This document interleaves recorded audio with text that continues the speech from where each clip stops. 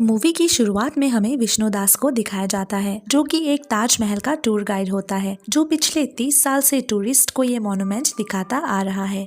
एक दिन वो गाइड्स एसोसिएशन का प्रेसिडेंट बनने का सोचता है। इसके लिए एक जर्नलिस्ट उसका इंटरव्यू भी करती है और ताजमहल के हिस्ट्री के बारे में थोड़ा डीप क्वेश्चंस पूछ लेती है। विष्णुदास इनिशियली कॉन्फिडेंट रहता है, लेकिन जब जर्नलिस्ट और प्रोबिंग क्वेश्चंस पूछता है तो वो थोड़ा नर्वस हो जाता है। फिर बाद में जब विष्णुदास एक प्राइवेट ड्रिंकिंग सेशन में जाता है तो वो खुद मान लेता है कि जो कुछ वो टूरिस्ट को बताता है वो सच नहीं है। उसका ये कन्फेशन एक मोबाइल कैमरा में सीक्रेटली रिकॉर्ड हो जाता है और वो वीडियो वायरल हो जाती है।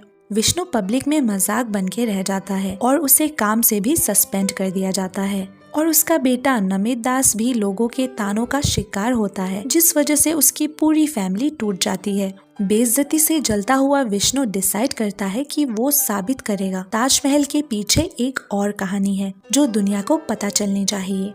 फिर विष्णु एक लॉयर शशिकांत से मदद मांगता है। शशिकांत पहले मान जाता है, लेकिन जब पॉलिटिकल और रिलीजियस प्रेशर आता है तो वो भी इस केस से पीछे हट जाता है। तब विष्णु अपने दम पे PIL फाइल करता है और कोर्ट में उसका सामना होता है एक फेमस लॉयर अनवर राशिद से। दोनों अपने अपने फैक्ट्स और थ्योरीज लेके लड़ने लगते हैं। विष्णुदास कहता है ताजमहल पहले राजा जय सिंह का पैलेस था, जिसे बाद में शाहजहां ने मॉन्यूमेंट बना दिया।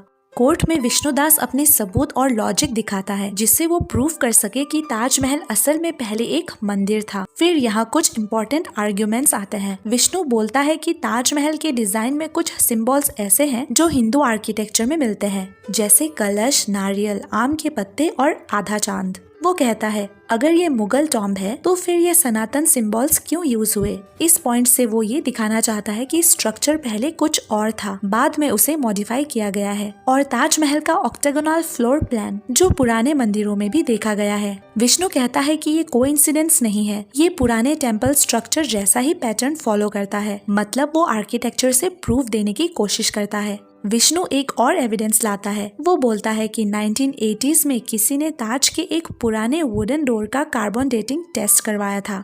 रिजल्ट के हिसाब से वो वुड शाहजहां के टाइम से भी पुराना था, लगभग 300 साल पुराना। ये आर्ग्यूमेंट विष्णु के केस को और स्ट्रॉन्ग बनाता है, क्योंकि वो कह रहा है अगर ताज शाहजहां ने बनवाया तो ये पुरानी लकड़ी कहाँ से आई। कोर्ट रूम में एक और डिस्कशन होता है फ्रेंच ट्रेवलर टेवर्नियर की डायरी पर। ऑफिशियल हिस्ट्री के हिसाब से उस ट्रेवलर ने ताजमहल को बनते हुए देखा था, लेकिन विष्णु क्वेश्चन उठाता है क्या वो सच में उस टाइम इंडिया में था, क्या उसने ताज को खुद देखा। मतलब विष्णु टाइमलाइन को चैलेंज करता है। ये सब प्रूफ सही है या गलत वो चेक करने को कहता है, लेकिन अपोजिंग लॉयर हर पॉइंट को काउंटर करता है और कहता है कि ये सब फैक्ट्स है और विष्णु सिर्फ पब्लिसिटी चाहता है। लेकिन कोर्ट में जब ये केस एक्सेप्ट हो जाता है तो पब्लिक और मीडिया का अटेंशन भी बढ़ने लगता है। कुछ लोग उसका सपोर्ट करते हैं और कुछ उसके घर के बाहर प्रोटेस्ट करने लगते हैं। फिर विष्णु की टीम कुछ इम्पोर्टेंट विटनेसेस लाती है। एक फॉरेन रिसर्चर पीटर विलियम्स का विटनेस, जिन्होंने ओल्ड रिकॉर्ड स्टडी किया था,